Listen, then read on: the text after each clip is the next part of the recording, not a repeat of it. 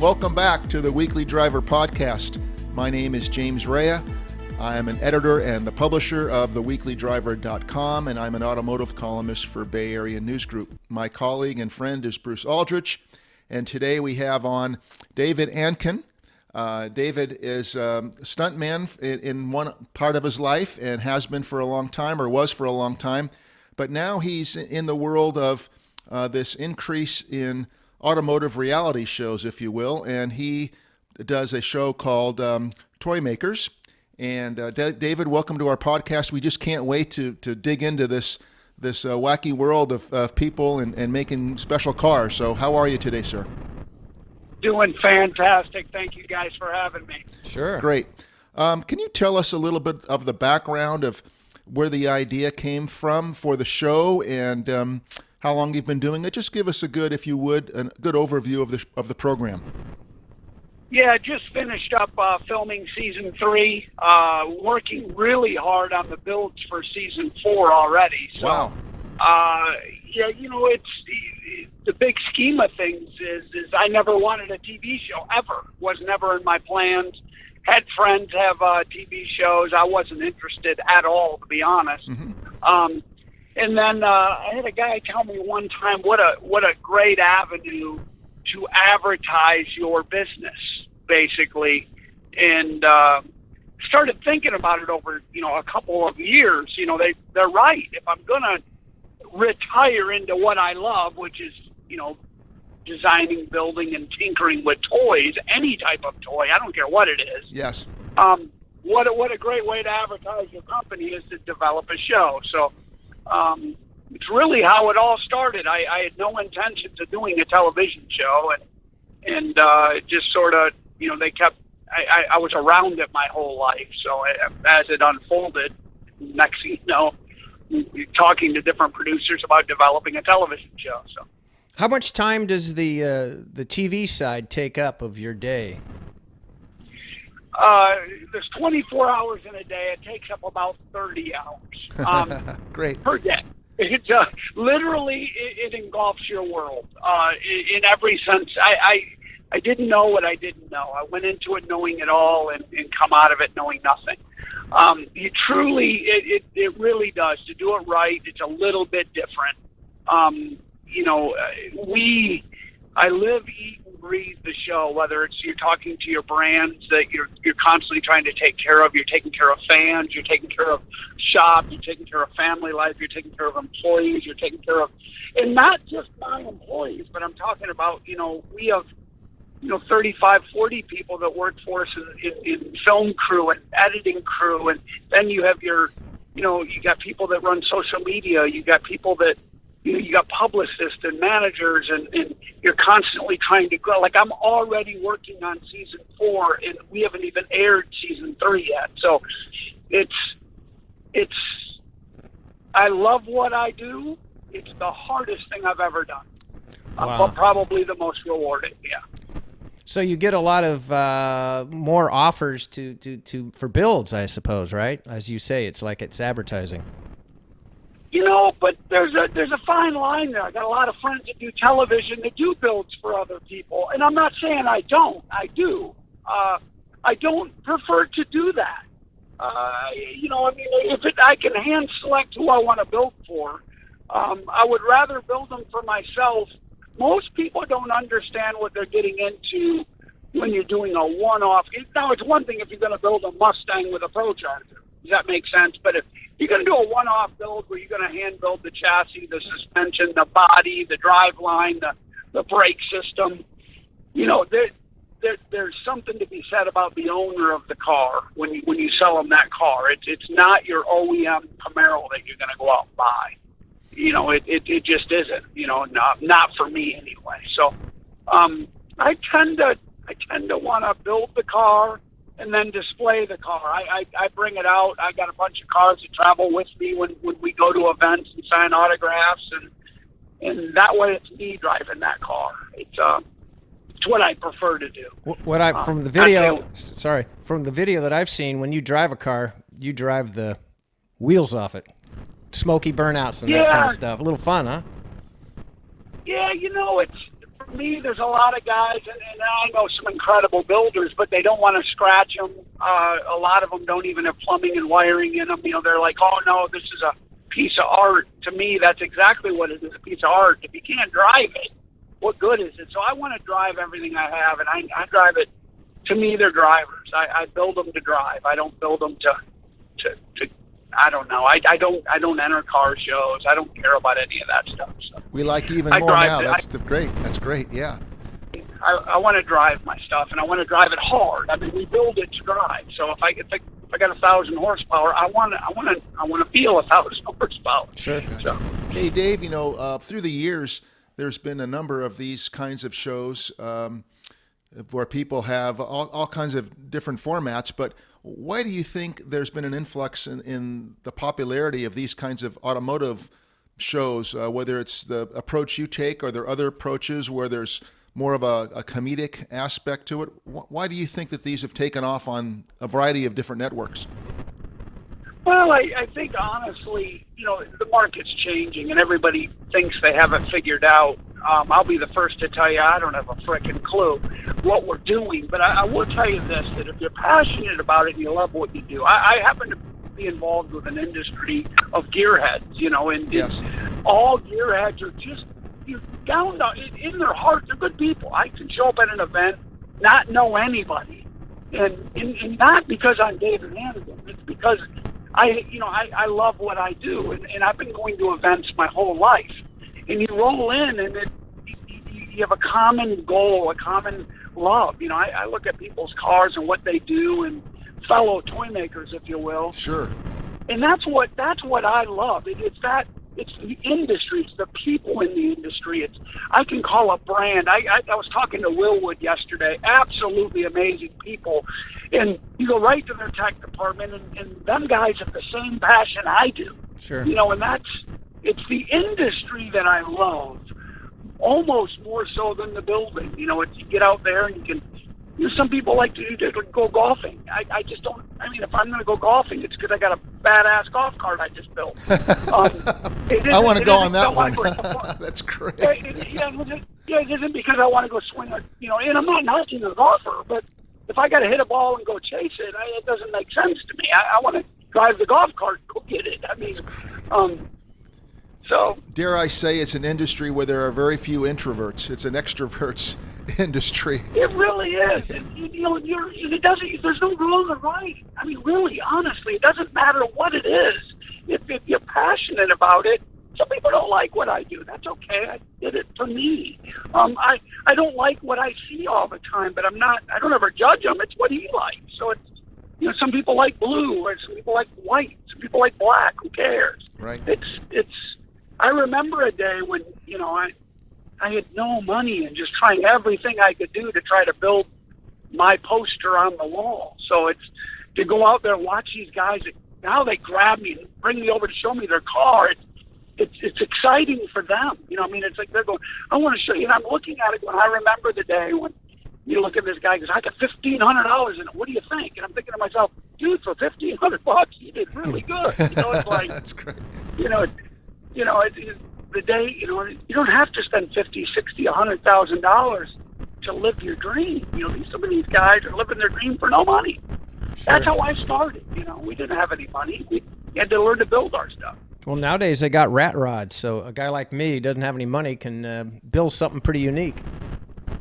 It's on funny. A budget. I love rat rods. I do. Love rat rods. I have a couple, and for me, I grew up with a day where the rat rod was a brand new, flawless car that you just didn't paint. You kept it rusty and the outside body, but everything was perfect. That's changed over the years. Now I think they call that a retro rod, but to me, everybody's got their passion. I love a rat rod, but to me, my idea of a rat rod is it's still got to be dead perfect. It's got to run right. It's got to act right. It's got to stop. It isn't just a bunch of junk parts, but there's a whole movement now and it could be leaking oil and tie down straps holding the motor in the car, and that's his rat rod. But again, to him, that's his dream. I mean, it's the best car on the planet to him. And that's all that matters. Right. The rat rod, I wouldn't hardly call it a rat rod that you have, that SB2, the black, was it an old Ford that's chassis? My version of a rat rod. Yeah, that's my, but it's, and I didn't spend any money on paint. It's flat black, and you got a motor in that thing. It did. Yeah, it's got an SB2 in it, a full chassis, a 9-inch. We hand build every inch of the car. It's beautiful. It is. But to me, that's my version of a rat rod. Sure. Dave, I don't see us as the People magazine per se of automotive podcasts, but I'm going to ask anyway. What is it like? What's the dynamic like when you bring a celebrity into the mix? Do they have any idea what it's all about? Are they car enthusiasts to begin with, or they're just a famous person and they have money to burn and they get you involved? How does that work with a celebrity involvement? For me, I'm just getting ready to air season 3, so I'm not as big as some of these other guys. I've been very fortunate, and I'm humbled to be where I'm at, but almost everybody I'm involved with, like I just had Dean Cain involved this year, and I've known Dean for a few years now, and almost everybody I'm involved with, I've been involved with. They know who I am, what I do. Funny story about Dean is the very first show that was pitched to me to do was it was going to be Dean and I as the host of the show, him as the aspiring gearhead and me as the gearhead. Yes. And so I had him on the show this year. And what's funny to me, he was laughing because now he's been around the block. He's done a whole bunch of stuff in his life. Now he's on my show. I think that's funny. Yes, that is pretty funny. Yes. Now your shop is in. Your shop is in Reidsville, North Carolina, which is near Charlotte, which is ground zero for NASCAR country. There must be a lot of good talent around there. Absolutely. There's, right down the street, in Charlotte, in Concord, all the places. We're right dead in the middle of NASCAR country. There's some great talent out here. I mean, the builders out here are amazing. The engine guys are amazing. The shops are amazing. It's, we're surrounded by amazing people. I have to drop in a little bit of North Carolina today, and I just chuckled because later today I also report on golf, and either later today or tomorrow I'm going to interview Davis Love III, who's a North Carolina guy. I don't know if you're familiar with him or not, but I think he was Michael Jordan's roommate 1 year in college way back in the day, and in Northern California, Davis is going to play in the AT&T tournament next month for the 30th time. So I've never interviewed him before, but he's a good North Carolina guy. I know that. I tell you what, there's a lot of talent that comes out of North Carolina. You know what? Honestly, there's a lot of talent that comes out of this country. I think we're all blessed. You work hard, you persevere, you go anywhere you want to go. So. I think you're right. How about celebrities in the show or that you work with for cars? Have there been any, or will there be any? Yeah, I mean, this year, of course, we've got Richard Petty on this year, doing some stuff with him. Dean Cain, of course, this year on the show. A couple smaller ones, like Sarah Edwards she drives a Queen of Diamonds jet car, one of the world's fastest women. I'm doing a car for her this year. Great. And then we've got we're doing some Monster Jam stuff. Some of the big shots for Monster Jam are coming on. I'm helping them finish up a truck they debuted on Monster Jam this year. So I'm not really prejudiced when it comes to toys. I mean, everything from a turbo Harley Davidson with knobby tires, which is totally taboo, to a monster truck, to a one-off, hand-built. I totally ruined the 1941 Willys coupe. I mean, in everybody's eyes, it's absolutely the nastiest thing on the planet. I've already got a couple of celebrities I know begging me to come take them. But I built the car specifically to give rides to my fans. So I saw that it's going to be fun. I saw that you built a V8 motorcycle, too. Yeah, I did that. That was year one with Vanquish with Mike Kelly. Great guy. Matter of fact, I was just on the phone with him because I'm doing something similar for one of my employees now. We're building a 3-wheel trike for him, completely off the deep end. But yeah, it's for me. I got 12 bikes. I love the bike industry. I love everything about the industry, for that matter. Yes. So to do a V8 bike, I really wanted one right. There's a couple brands out there that, in my opinion, are a little top heavy. They don't stop real well, or they don't handle right. So we wanted to build one that center of gravity was low. It's 100 pounds heavier than my Harley Davidson, but it stops right, it shifts right, it turns right. And an amazing matter of fact, since that episode, I added 300 horse of nitrous. So just because I needed more, if that Sure. makes any sense. Have you ever built anything that had too much horsepower? I think I don't even understand the question. That's what I was thinking you'd say. That's what I expected. Great. That's the best answer I've ever heard. I'm in the middle of we're just finishing up for next season. Got the motor all designed. We're in the middle of putting it together. It's about 3,000 horsepower, streetable horsepower in a car. It's all hand built. Body's hand built. Chassis. Every inch of the car is hand built. And the motor's a little twin turbo motor from Precision, 540 Holley, all Holley fuel injection. But it'll run 3,000, give or take, and we're going to put it on the street, and it's going to be a driver. I will drive it to the racetrack. I will cut a 450 in the 8th mile, and I will drive it home. That's great. Bruce and I were talking before the program, and I'm stealing one of Bruce's questions, but I'm curious to know about it. You have a program, and you're doing the build, but behind the scenes, I'm sure that there's production and editing. And could you share maybe an outtake or something that's happened behind the scenes that the public doesn't see that would be good for our listeners? You thought you had the right equipment. Oh geez, we forgot to do this, or we forgot to do that. So give us an example, if there are any, of some outtakes, if you will. Everything. I'm not one. I don't have a lot of time to watch TV. I know these shows are always born around drama. They want drama. Yes. I refuse to have drama in my shop. I just refuse. If I'm going to fight with somebody in my shop, it don't work for me anymore. Gotcha. So for me, it's I can't. I just can't. So my producer, I'll never forget, year one, was very adamant. I want you to go out. The sensor's going to go bad. The car's not going to start.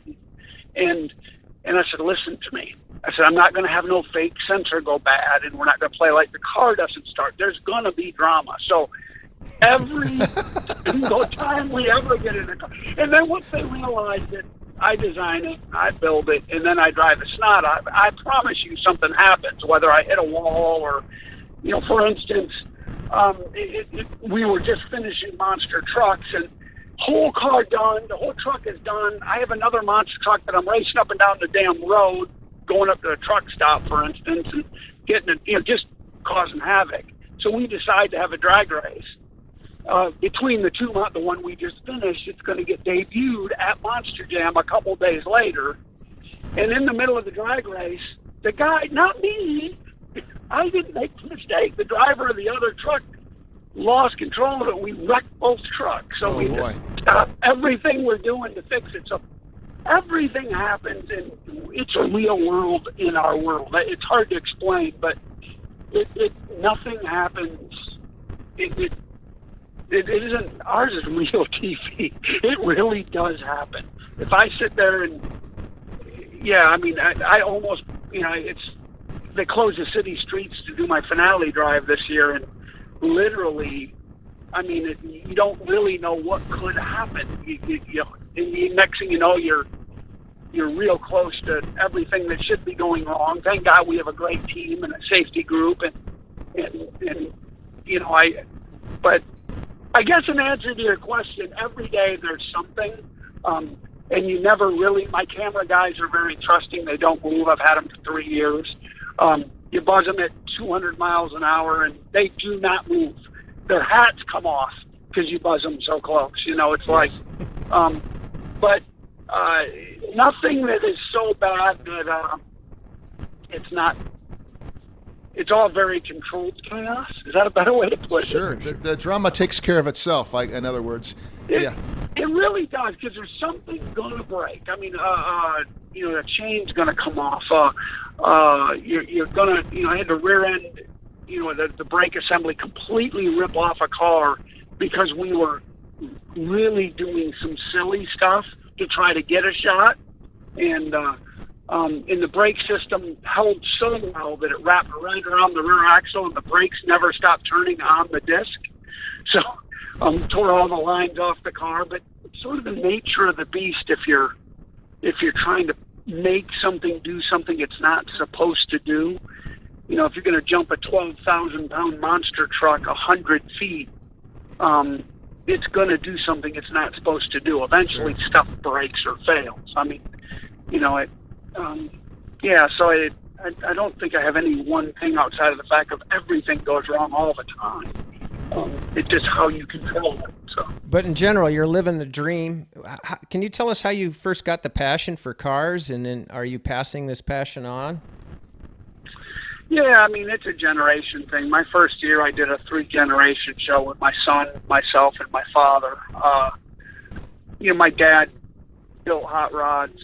My son is, matter of fact, he's wearing me out now about, going to, what's his first car going to be? He's 13. He's already asking me, what are we going to build? What are we going to build? So it came very honestly as a young age. My dad built cars and trucks and bikes and toys, and my son is exactly the same way. He can't seem to get anything without ripping it apart, trying to modify it somehow. So the Weekly Driver podcast gets support from AmericanMuscle.com, your late model Mustang and F-150 authority, bringing you the hottest products and top-notch customer service for over a decade.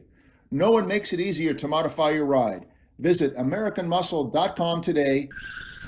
The other question I wanted to know about is, considering your expertise in the stunt world, we interviewed a guy a while back, a mountain climber, the guy who you may have heard about who did El Cap without ropes, Alex Hunold, and he has a van, so that was the tie into the automotive world. He lives 6 months a year in his van, but basically he doesn't have any fear. I'm wondering what your level of fear is in a car, if you have any fear, or do you just have this like Alex does? Did he really tell you he had no fear? He said he has more fear when he's not on the mountain, so maybe I have to kind of amend that. So he's at peace on the mountain. He has more fear when he's in his van or whether he's out in the public somewhere. But people ask me if I'm just crazy or if I don't fear. I think it's a respect. I trust what we do. I trust the safety gear I'm wearing. I trust my abilities. I trust that I really thought it out.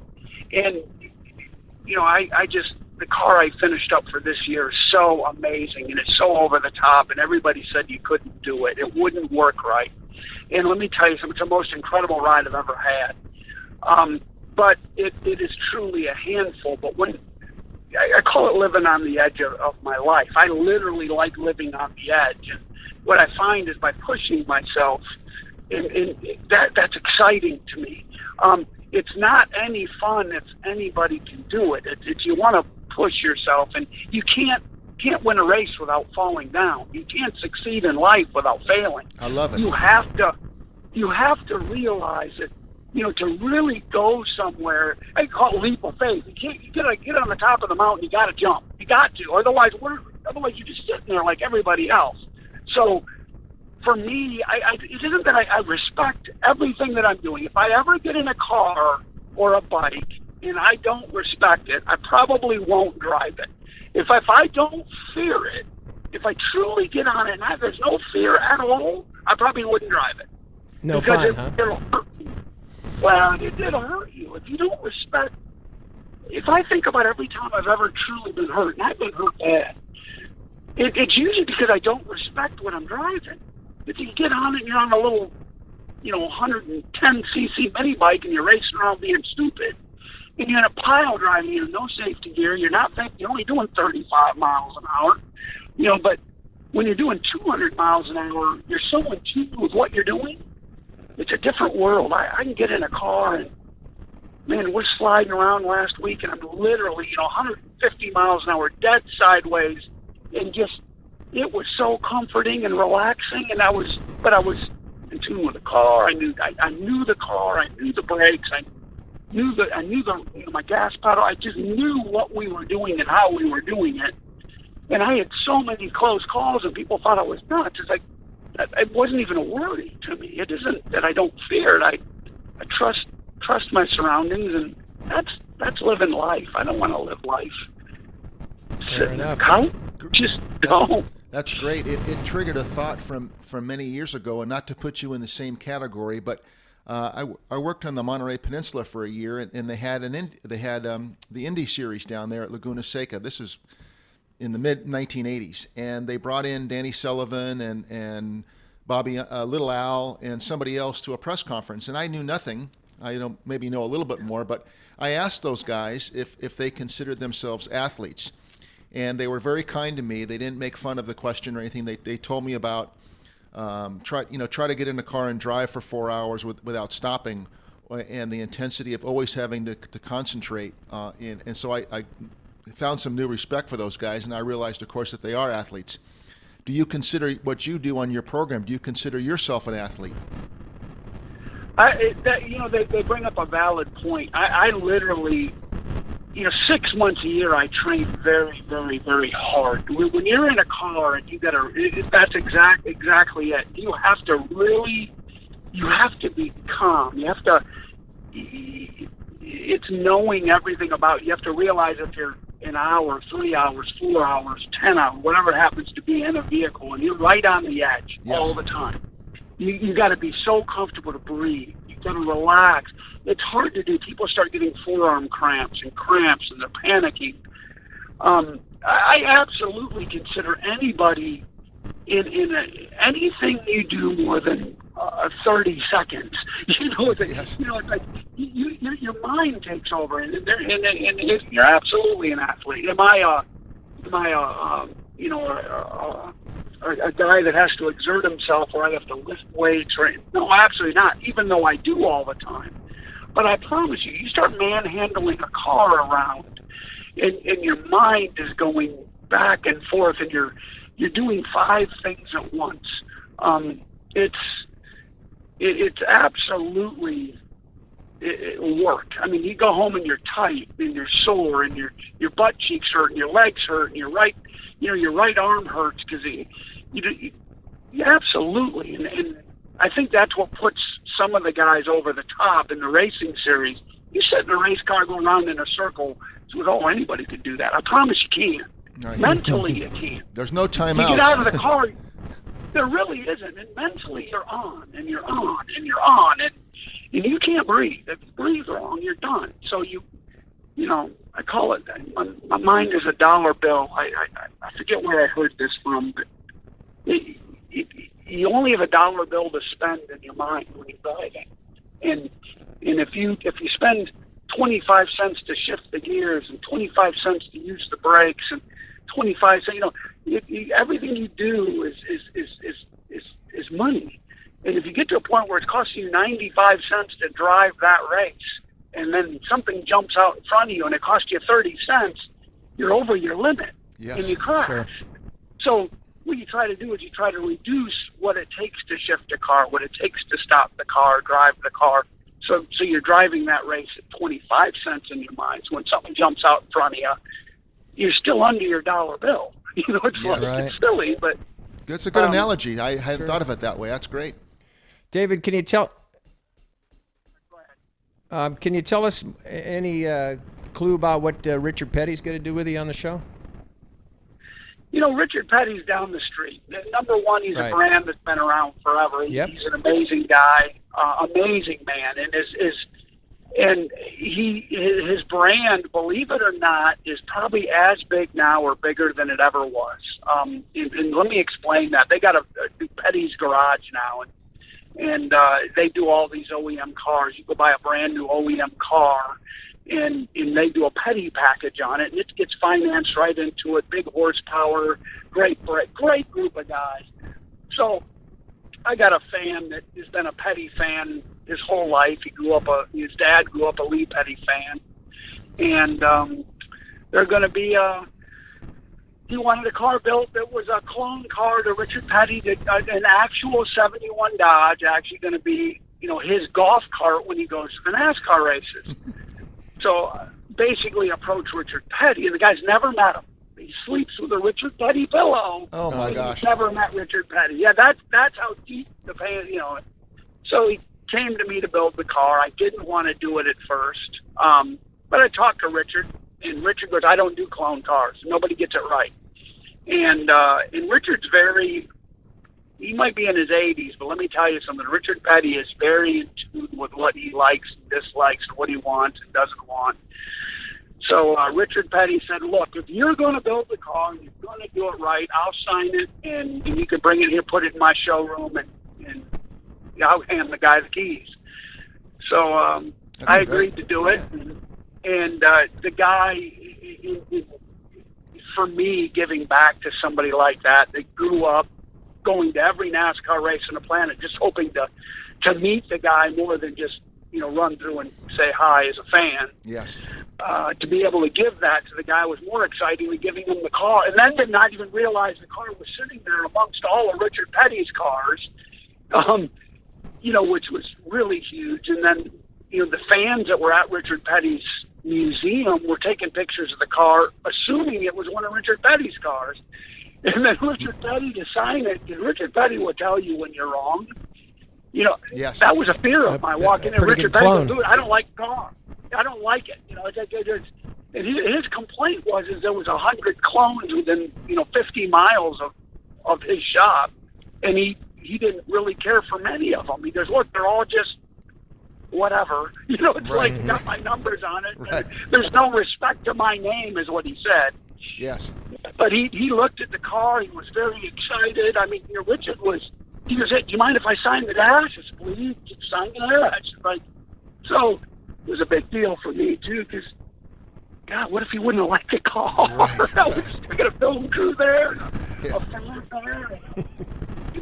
Hey, Dave. That could have blown her. Since you're in your third season now, it's kind of a double question, but what kind of response have you gotten, whether it's email or phone calls or text from the public?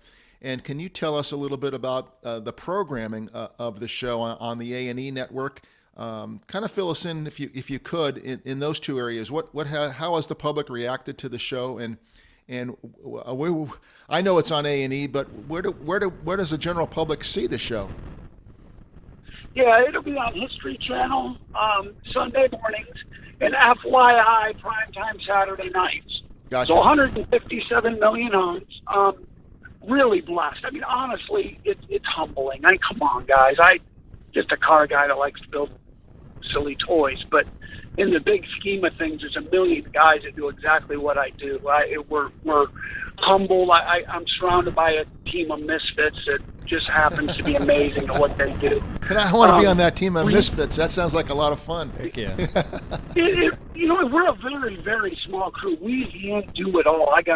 There's only, if you think about it, there's me, Bo, Jason, and Billy, and then there's Ashley, my assistant. That's it as far as in the shop. I mean, I got 50 people outside the shop. I got a business partner. I got a lady that handles all paperwork. I got, but in the shop, there's, 4 of us and Ashley. And we do it all. So, but in saying that, it's the most humbling thing I've ever done. You stop at, to eat breakfast or dinner now, and we're starting to get recognized more and more and more. And the people that call you are so gracious. They're so nice. And every now and then somebody will call and tell me that they hated the way I use that motor and not a 6-cylinder. I'm wasting gas, or sometimes. Oh boy, yeah. There's always going. Realistically, it's a very, very small percentage, and then to realize I get a chance to grow the industry that I love. I mean, it's truly a passion of mine, and I think, unfortunately, racing and sports have changed over the last 40 years. I mean, it's not what it used to be. The kids today coming up are from a different world. We didn't have cell phones and cable. Oh yeah, different world. We didn't have any of that stuff. Sure. Yeah, it's a different world. So to be able to influence kids is amazing to me. It's just amazing, and it's, you know. Do you foresee anything? Speaking about a different world, do you foresee anything in the electric motor? In the electric motor? Yeah. Said? Would you build anything with electric? Do you see that on the horizon or anything? Or you thought about it? Oh my God, yeah. I let a little cat out of the bag, and I don't think my producers know this yet because I'm always so far ahead, but I'm already knee-deep in building an all-wheel drive electric motor, but I tell you, it's going to have a Toymaker spin. I really want an old-school look. I mean old school, almost like a 32 old boy look, you know what I mean? Right. Yes. But all-wheel drive, electric, and make it where it's, if you talk about it, it's almost dead wrong.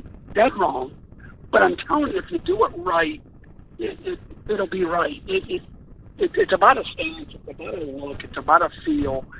The only negative I see with it, and I'm the guy that has the negative with it, is when you talk about electric and you talk to an old man like myself, you know, is I like the sound of a big cam. Same here. Yep. V8. Yeah. I just do. Yeah, V8, just nasty, thumping. You don't get that with electric. No. But let me tell you where I have to change my attitude, and I am. It's hard to beat sheer performance. It's hard to beat it. In electric, is sheer performance. I mean, it's downright, they're bad. I mean, holy, you could make one fast. So if you can get the look right, the stance right, the attitude right of the car, and it performs, truly performs, I'm hoping the me's of the world, I'm putting myself right in there with it, accepts the car. Because I'm going to build one. Matter of fact, I've already got the platform, but I'm going to build the car. That's great. But I gotta convince myself while I'm doing it that what I'm giving up in one avenue, which is that sound that I love so much, and that I'm going to make it up. All of a sudden you're right. There's nothing better than burning race fuel. I promise you. Yeah. But you're right. The smells, the sounds, and a lot of people tried to mimic that. But to me, that's decoration on a cake. I don't want a sound system that sounds bad. So I'm just not going to develop any of that. I'm going to build a car that is above and beyond on all the other senses, and then you got to take the sound and the smells away, and then make the car so badass that people like myself will go, dude, that's a badass car. Great. You've got to have no traction control either, so you can still smoke those tires. I'm not a fan of traction control. I get it. I didn't think so. No, I get it, and I appreciate it, but I do want to spin the tires when I want to spin the tires. Yep. Hey, Dave, that's we only know you for half an hour, but the passion of what you do just comes right through, and it's been a real treat to get to know you a little bit. I can't wait to dig into the series number 3, year number 3, and we're coming to North Carolina soon, and we'll buy you that beer or two when we get down there, and lunch. Dude, if they're coming down, I'm buying beer. Please come by the shop. Okay. Please. Please come by the shop. Well, that'd be great. That'd be great.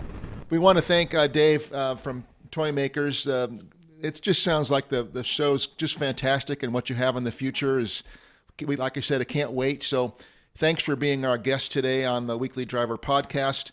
Please visit our website, www.TheWeeklyDriver.com, and visit the Toymakers website as well. And everybody watch the show. It just sounds like it's going to be a great third season. And God, you've already got the 4th season. So thanks again, Dave, for being our guest today. We really appreciate it. Thank you guys very much. Have a good day. You do the same. Take care. Bye-bye.